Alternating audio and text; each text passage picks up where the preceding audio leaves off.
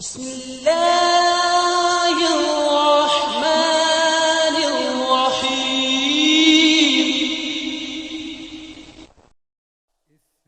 I'm about to tell you a story you've probably never heard. It isn't a fairy tale, not a fantasy, and there's absolutely nothing mythical about it. But it's incredible.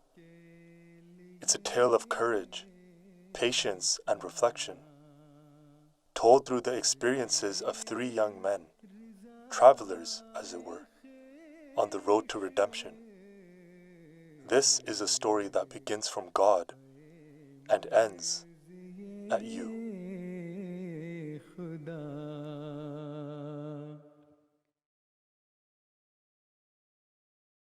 जब दुनिया से नेकियां ख़त्म होना शुरू हो जाती हैं, जब इंसान अपने नफ्स का ग़ुलाम बनना शुरू हो जाता है, जब अल्लाह ताला और इसके बंदों के हुकूक़ इंसान भूलना शुरू हो जाता है, जब रूहानियत की आँख अंधी होना शुरू हो जाती है, तो उस वक्त अल्लाह ताला अपनी सुन्नत के मुताबिक अपने ख़ास बंदे जो उसके इश्क व मोहब्बत में डूबे होते हैं भेजता है दुनिया में, ताकि दुनिया को दुनिया की गलाज़तों के बारे में बताएं और उन्हें उनके पैदाइश के मकसद से आगाह करें, उनको तकवा की राहें दिखाएं और उन्हें अपने खुदा का इबादत गुज़ार बनाएं, उन्हें बुरे अखलाक और गुनाहों से ख़बरदार करें और उन्हें नेकियों के रास्ते दिखाएं। इस्लाम चीज़ क्या है, खुदा के लिए फना। The three travelers begin an exciting journey, but with mixed emotions, kind of like that inevitable feeling we all experience when we're leaving something dear behind. The only thing they decided to take ahead were memories. When I was growing up, I was learning about different religions. I just didn't know which religion that it was. Later on, when I decided that I wanted to choose one of them, I didn't know what I should choose that religion based on. I didn't know if I should choose the one that was very heavy in meditation or the one that was very scholastic, that you became a very knowledgeable person. I didn't know which one I should choose.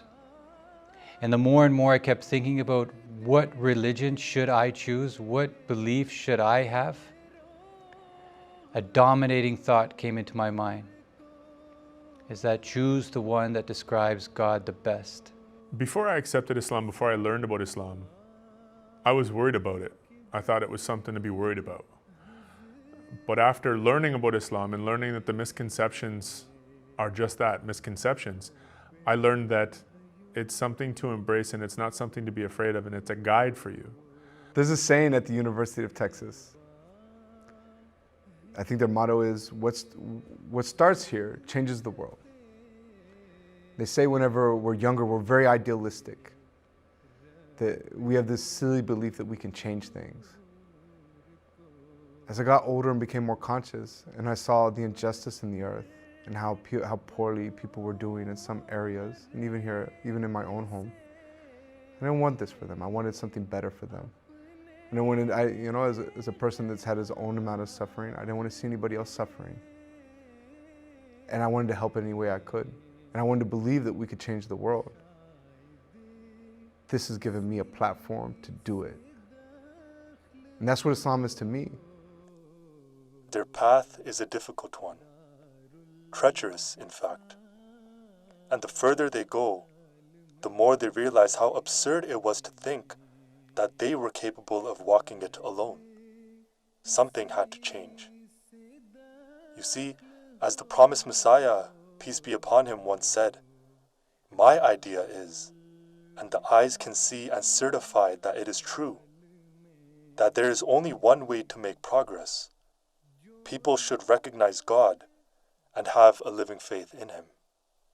Day by day, mankind is moving further away from religion and spirituality, and the results are terrifying.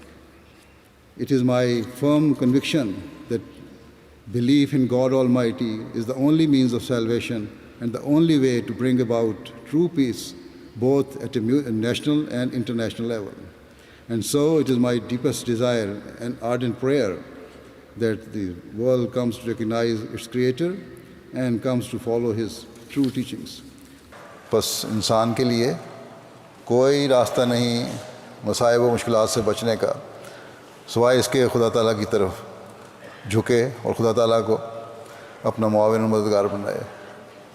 हालात ऐसे हों जहाँ हर तरफ इंसान मुश्किलात में घिरा हो, जंगों के भी ख़तरे हैं, लोग पूछते हैं किस तरह बचा जा सकता है। हज़रत मसीह अलैहिस्सलाम ने एक शेर में इसका जिक्र कर दिया, आग है पर आग से वो सब बचाए जाएंगे जो कि रखते हैं खुदाए ज़ुल अजाइब से प्यार। बस अल्लाह ताला से प्यार रखना ज़रूरी है। As far as the duty of man to God is concerned, the most important duty is to worship and pray to Him, and that prayer should not be tainted with any personal want. In fact, even if there were to be no heaven or hell, God should be worshipped irrespective, and there should be no difference in the personal love that the created should have for its Creator. जो मुत्तकी है उसका खुदा खुद नसीर है,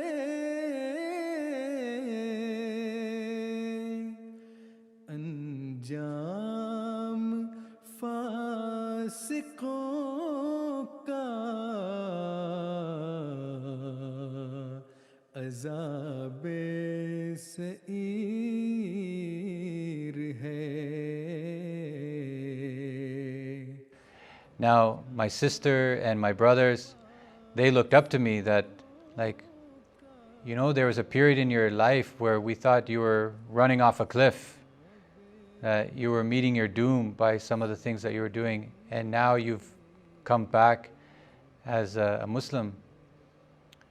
And I told them that, you know, God lets a child run, but He still puts a fence in the yard.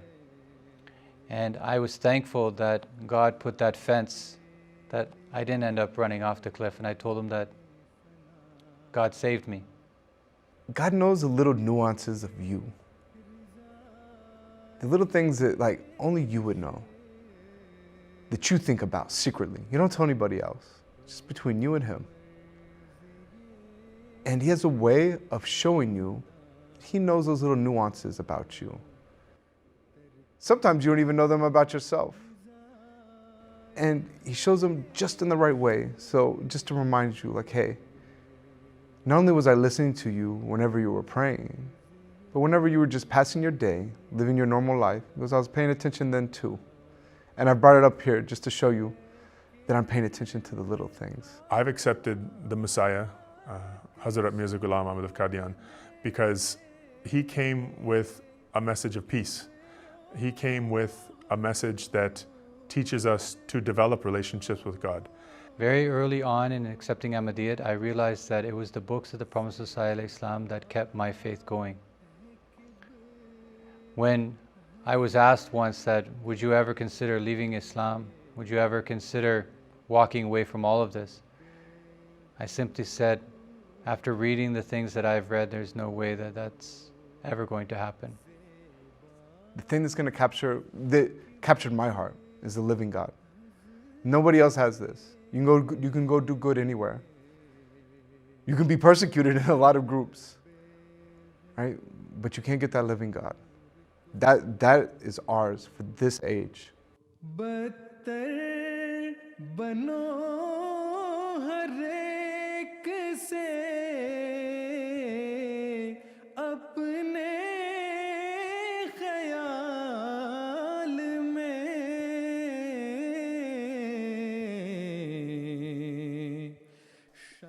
The travelers are fatigued. It's a bitter cold night, and they've arrived at a place where the path diverges, and they must decide how to proceed. They're grateful for the opportunity to rest while they deliberate, but a sudden sense of fear begins to overwhelm them. It's misery and regret, cloaked in hope and joy. We know this feeling all too well. Remember, the promised Messiah, peace be upon him, once said that Satan calls towards falsehood, injustice, passions, vain hopes, and pride, whereas God calls towards high morals, patience, devotion, sincerity, faith, and success. Man stands between these two attractions. Ever since the creation of Adam, Allah, the Almighty, had determined that those who associate with Satan would break off their relationship with God Almighty. Therefore, the first thing that the promised Messiah ﷺ told us when we accepted Ahmadiyya was to develop a relationship with Allah, the Almighty. And he stated that Allah, the Almighty, has established Jamaat Ahmadiyya so that those who join this Jamaat are the ones who establish a special relationship with Allah, the Almighty. He said, there is a custom in this world that among two friends, a friend does not want the other to keep friendship with his enemy. Similarly, Allah's self-esteem would not tolerate that one should claim friendship with Allah, the Almighty, and promise to follow His commandments after taking bath at the hand of the Prophet Messiah ﷺ, and yet associate any partner with Allah. This is a fundamental commandment in the Holy Quran, that one who associates partners with Allah cannot be a Muslim. You know, the funny thing about Shaitan is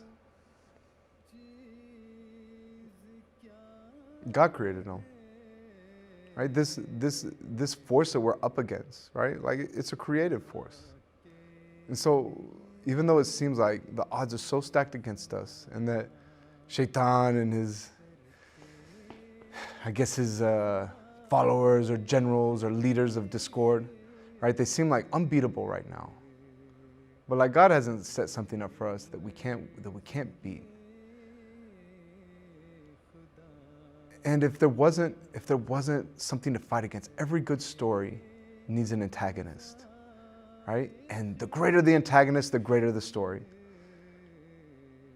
And so, who's got a greater foe to defeat than us in this age?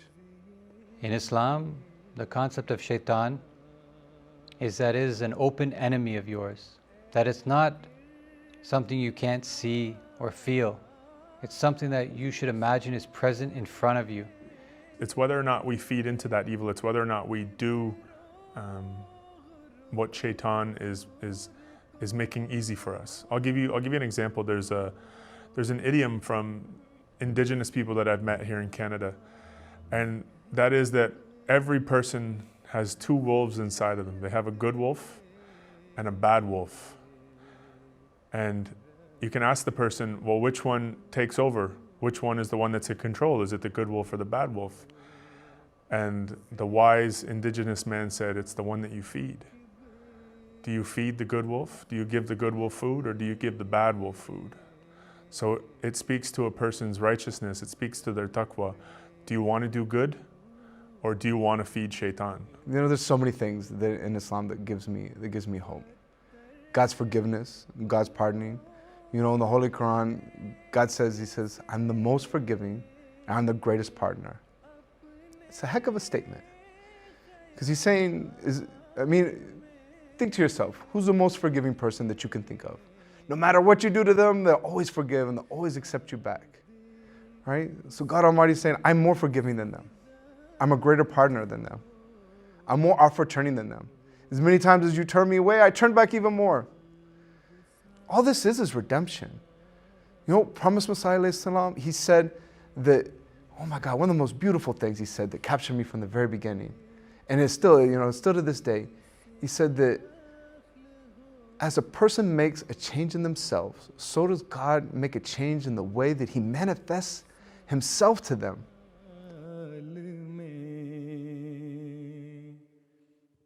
जो लोग बदगुमानी को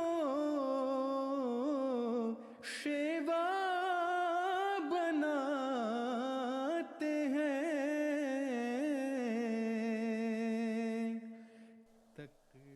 Change. It's been difficult for these travelers, but their journey has compelled them to. They've trekked across landscapes unknown, crossed bridges over troubled waters, and climbed mountains of hardships. They've learned. They've changed. But they crave rest. They crave comfort. For as the promised Messiah, peace be upon him, once said, what does man wish for in this world? His greatest wish is always that he should live a comfortable life. For this, there is only one way open to him, and that is the way of taqwa, that is righteousness. जो छोटे छोटे गुनाह हैं, अगर उनको तवज्जो नहीं दोगे, सुस्ती दिखाओगे, तो वो बड़े गुनाह बन जाते हैं, बज़ाहिर जो छोटे लगने वाले गुनाह हैं। फरमाया कि सगायर वही दाग छोटा है जो बढ़कर आखिर कुल मुंह को स्याह कर देता है। कमज़ोरियाँ हैं, बाज़ चीज़ें इंसान समझता है कोई बात नहीं, मामूली सी चीज़ है। फरमाया मामूली ना समझो, यही बड़ा गुनाह बन जाएगी, और फिर जिस तरह एक दाग मुंह को स्याह कर देता है, ये बड़ा गुनाह बन के तुम्हें स्याह कर देगा। As members of the community of the Prophet Messiah alayhi salam, the fear of Allah should take priority and precedence over all of our thoughts and reflections. Our views, opinions, and beliefs should all be rooted in the fear of Allah, the Almighty. अल्लाह ताला की बड़ी अजीम हस्ती है, उसको हमेशा याद रखो और खौफ खाते रहो। तुम्हारे दिल में खौफ होना चाहिए। खौफ इसलिए कि पहले बता दिया कि अल्लाह ताला प्यार करने वाला है, बस मुत्तकी जो है वो सबसे ज़्यादा अल्लाह ताला की अज़मत को याद करता है, और ये खौफ रहता है कि अल्लाह ताला मुझसे नाराज़ ना हो जाए। Rather, it is essential that every Ahmadi forms a personal bond with Allah and seeks true righteousness. This is why the Prophet Messiah has said that until his Jamaat does not adopt righteousness or taqwa, it cannot attain success and salvation. Thus, you should always seek to improve yourselves and to be true Ahmadi Muslims. Every single one of your youths should seek to protect his or her faith and to always maintain a direct connection with Allah the Almighty. जो दिल नापाक है, खा कौल कितना ही पाक हो, वो दिल खुदा की निगाह में कीमत नहीं पाता। ये बहुत सोचने वाली बात है, बहुत गौर करने वाली बात है, बहुत फिक्र वाली बात है कि अपने दिल को टटोले। हर एक अपने दिल को टटोल सकता है। अगर दिल नापाक है तो बातें भी जितनी मर्जी अच्छी हम कर रहे हों, खुदा की निगाह में उसकी कोई हैसियत नहीं। बस हर एक अपने अंदर गौर करे कि इसका अंदरूना कैसा है और इसकी बातनी हालत कैसी है। अगर हमारी जमात भी खुदा न खास्ता ऐसी है कि इसकी ज़ुबान पर कुछ है और दिल में कुछ है, तो फिर ख़ात्मा बिल खैर ना होगा। Before accepting Islam, I wasn't the perfect person that we all strive to be. My moral compass was a little askew. And Islam, through the teachings of Islam, through the teachings of the Holy Prophet ﷺ, and through the promised Messiah ﷺ, I've been able to improve my character, or at the very least, become more cognizant of my moral defects. So Islam teaches me that you make mistakes and you repent for them. Now that doesn't mean that our sins are forgiven. That just means that you need to recognize the mistakes you make and do something about them to help change them. So as I was growing up, there was a lot of bad habits that I got. And when I became a Muslim and they would tell me that, you know, you can't eat that, you can't drink that, you can't say that, I thought this is going to be a lot of work. Maybe it's easier for those people who are raised as a Muslim, who are taught from a very young age these things, but being taught this at 22 years old, don't look, don't touch, don't taste these things. I had already done it before, and now it all has to stop.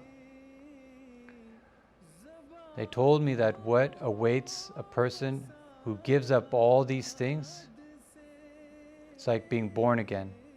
Those things that build the barriers, it builds that drape. That's what sin is. That's all it is. It's the things that create these barriers, and they make that veil between us and the Creator thicker, right? Because God is still here. It's just our actions that separate us from Him. And so whenever we do the right things, or we remove the wrong things, what we start to do is we start to lift that veil a little bit more and more, right? The screen lets in a little bit more light.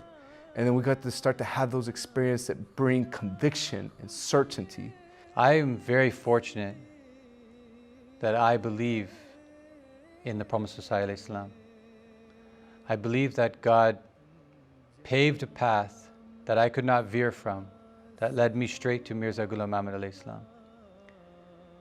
And I could not pronounce the destination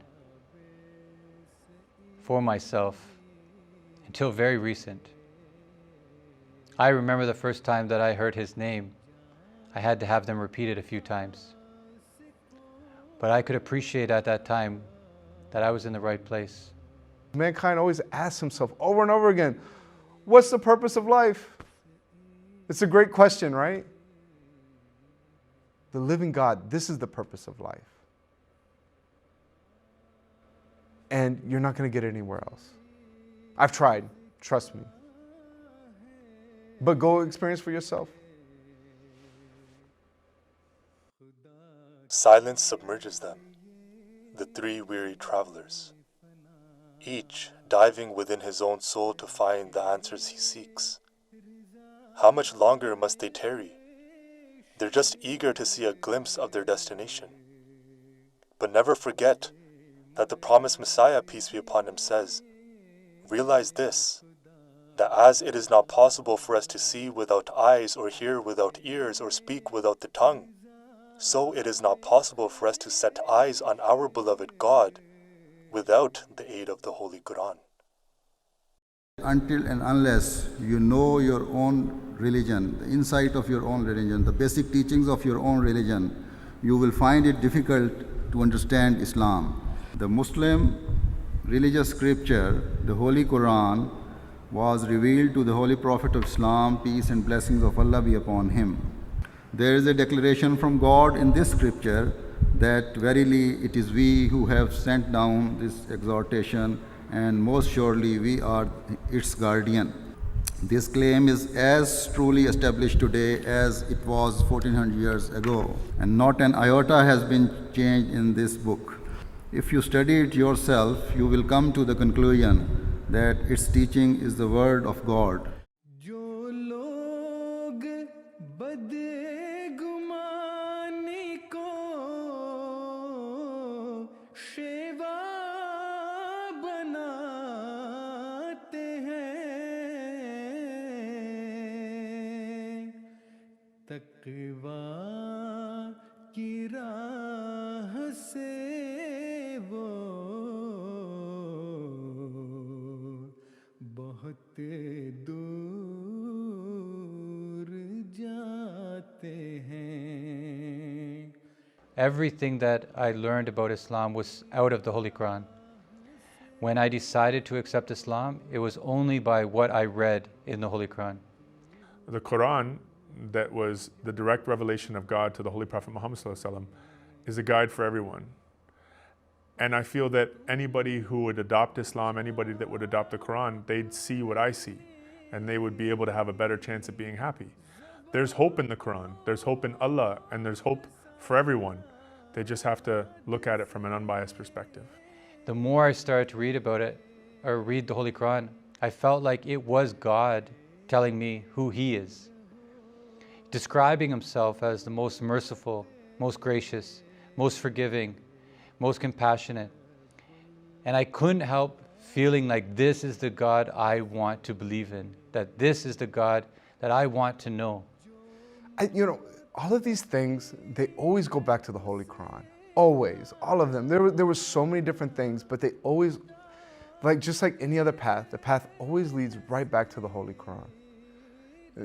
The books, the book of the Promised Messiah that I first read was the Philosophy and Teachings of Islam. And it is basically a commentary on the Holy Quran and how it deals with 5 very deep questions. The Promised Messiah Islam, in his book, The Philosophy of the Teachings of Islam, teaches us that there are 3 states of man. There is the animal-like sinner state, there is the second reforming state, and then there is the third spiritual state.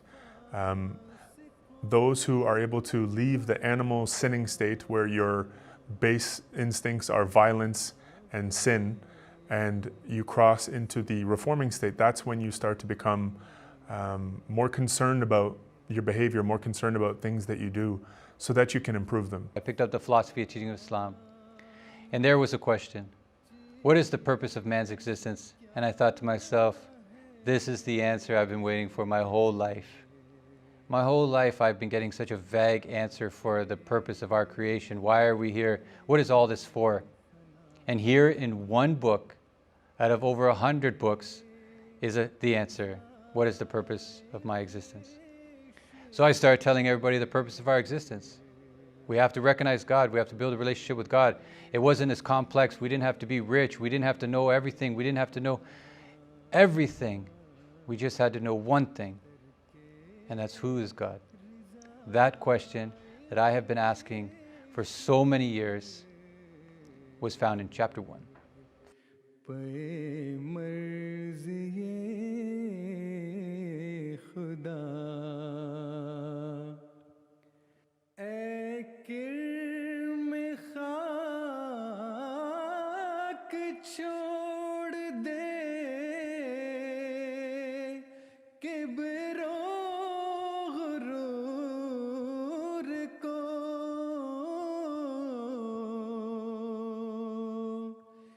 The journey continues, but the 3 travelers know that if they wish to continue in strength, it will require a sacrifice.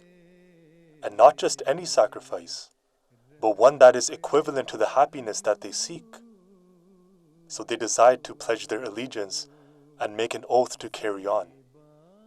As the promised Messiah, peace be upon him, once said, the most important point of Bai'at, the pledge of allegiance, is repentance. When a man is a sinner, his friends are of a certain kind, and when he becomes virtuous, his friends change. The mystics have named this transformation death. हमने जो इस ज़माने के इमाम के हाथ पर बैत करके ये अहद किया है कि हम इन लोगों में शामिल होना चाहते हैं और हो रहे हैं, और ये अहद करते हैं कि अपने अंदर वो पाक तब्दीली पैदा करेंगे जो खुदा ताला की मार्फत अता करे, और हकीकी तकवा और तहारत अपने अंदर कायम करने की कोशिश करने का अहद करते हैं, ताकि दुनिया को उस हकीकी खुदा का रास्ता दिखाएं जो ज़मीन व आसमान का मालिक है, जो कुल कायनात का मालिक है, और जिसके आगे झुकने से ही दुनिया की हकीकी निजात है। इस अहद को निभाने के लिए हमारे हर वक्त ये पेश नज़र रहना चाहिए कि हमारा मकसद क्या है। जब तक उस मकसद को अपने पेश नज़र नहीं रखेंगे, जब तक उठते बैठते दुनिया की आसानियों और आसाइशों पर नज़र रखने के बजाय, जब तक दुनिया की मादी चीज़ों पर नज़र रखने के बजाय, जब तक दूसरों के माल पर हसद की वजह से नज़र रखने के बजाय अपने खुदा के अहकामात पर नज़र नहीं रखेंगे, हम अपने अहद बैत को पूरा करने वाले नहीं कहला सकते। हम अपने आप में और अपनी नस्लों में और अपने माहौल में वो फ़ज़ा पैदा नहीं कर सकते जिसके लिए हज़रत मसीह मऊद अलैहिस्सलातु वस्सलाम मबूस हुए। जो मुत्तक़ी है उसका खुदा खुद नसीर है।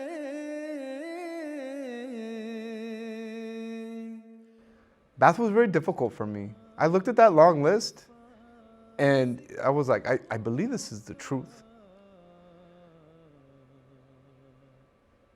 But I don't think I can do this list. And I was like, if I put my name on this paper, it would be a lie. I was like, I can't do this. Not all of this.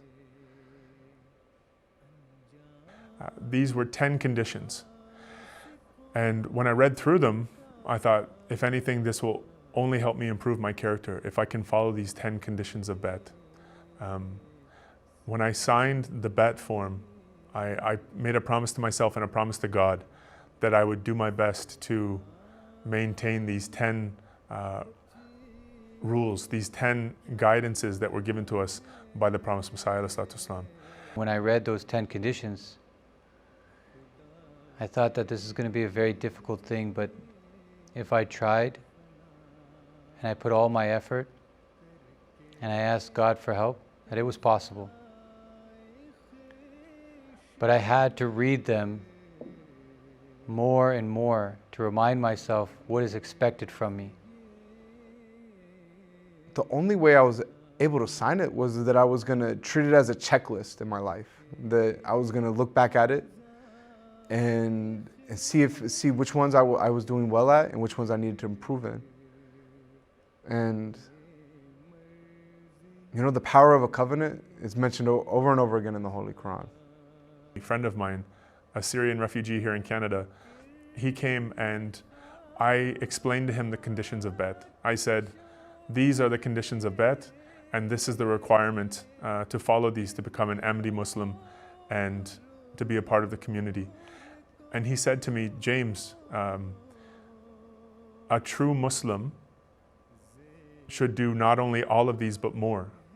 He said that this is the very minimum that a Muslim should subscribe to in his day-to-day life.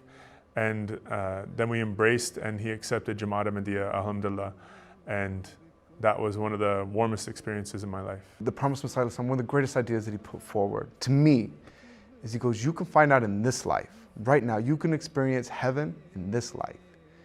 You get to experience Allah Ta'ala in this life, right? And that makes it a lot easier to make those sacrifices that it takes to get there.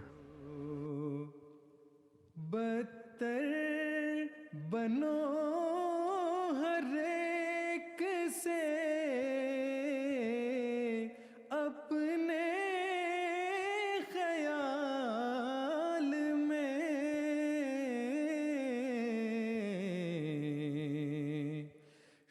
With tired eyes but smiles on their faces, the three travelers reached their first destination. Unbeknownst to them when they embarked, they were being guided to the Ahmadiyya Muslim Jamaat. But this journey would continue. For the founder of Ahmadiyyat, the promised Messiah, peace be upon him, once said that our community does not require people who possess the physical strength of mighty wrestlers.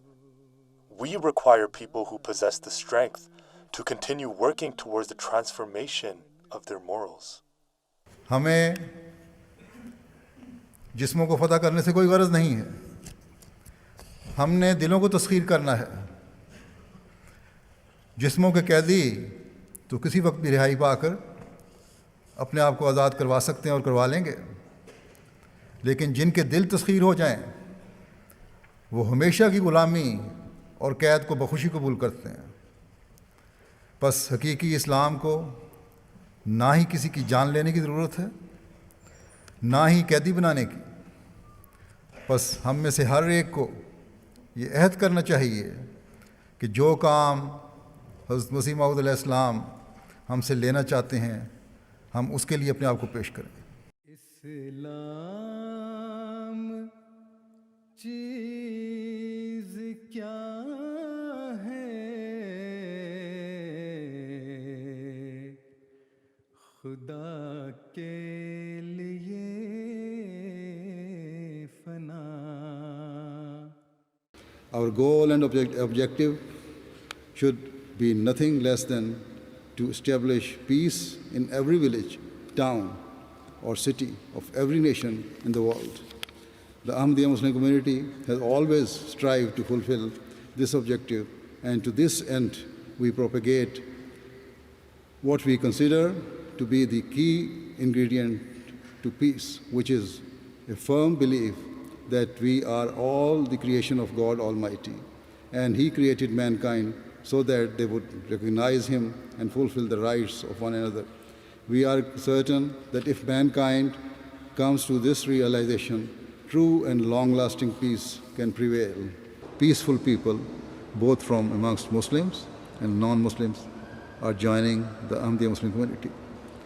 They are becoming Ahmadi Muslims only with the desire to gain the love of Allah and for the sake of attaining true peace and contentment. Our Khalifa has an incredibly difficult job.